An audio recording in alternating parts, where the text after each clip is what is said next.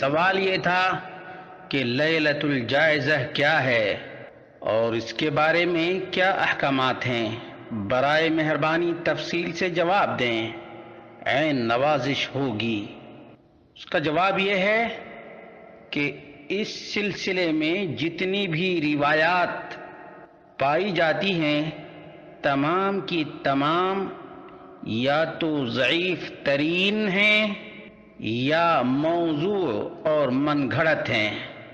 دراصل اس سلسلے میں اوس بن ثابت الانصاری سے روایت ہے، اذا کان یوم عید الفطر وقفت الملائکۃ علی ابواب الطریق، جب عید الفطر کا دن ہوتا ہے تو فرشتے راستوں کے دروازوں پر کھڑے ہو جاتے ہیں۔ فنادو اغدو یا معاشر المسلمین، فرشتے ندا دیتے ہیں کہ مسلمانوں اپنے پروردگار کی طرف روانہ ہو جاؤ۔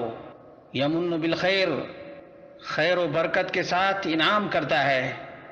ثم یصیب علیہ الجزیل، اور پھر بھرپور بدلہ عطا کرتا ہے۔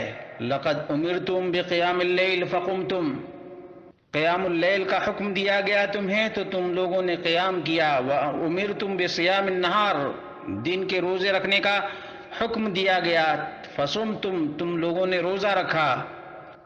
وَأَطْعَمْتُمْ رَبَّكُمْ فَاقْبِضُوا جَوَائِزَكُمْ، ہاں اطاعتم ربکم، تم لوگوں نے اپنے پروردگار کی اطاعت اور فرمانبرداری کی تو اپنے انعامات لے لو۔ فَإِذَا صَلَّوْا نَادَى مُنَادٍ أَلَا إِنَّ رَبَّكُمْ قَدْ غَفَرَ لَكُمْ فَارْجِعُوا رَاشِدِينَ إِلَى رِحَالِكُمْ فَهُوَ يَوْمُ الْجَائِزَةِ، عید کا دن، عید الفطر کا دن یوم الجائزہ ہے۔ وَيُسَمَّى ذَلِكَ الْيَوْمُ فِي السَّمَاءِ يَوْمَ الْجَائِزَةِ، آسمان میں عید الفطر کے دن کو یوم الجائزہ کہا جاتا ہے۔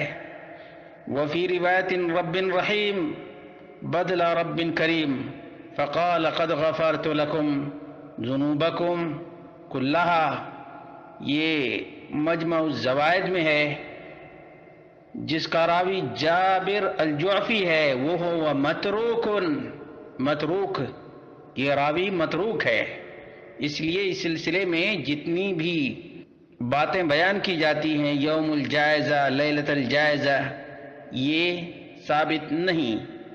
دوسری روایت عن اوس بن ثابت الانصاری المنذری الترغیب والترہیب، جلد نمبر 2 صفحہ نمبر 158، اس میں بھی جو راوی ہے جابر الجعفی ہے، واہن وَلَهُ مَا يَشْهَدُ لَهُ، اخرجہ الترمذی، اخرجہ الطبرانی، جلد نمبر 1 صفحہ نمبر 226، روایت نمبر 620۔ معلوم یہ ہوا کہ جابر الجعفی کی روایت ہی موجود ہے جو کہ متروک بھی ہے، واہن بھی ہے، ناقابل اعتبار بھی ہے۔ اس لیے یوم الجائزہ یا لیلۃ الجائزہ کہنا اور عید کے دن اور عید کی رات اس کے لیے خاص اہتمام کرنا نبی مکرم صلی اللہ علیہ وسلم سے ثابت نہیں ہے۔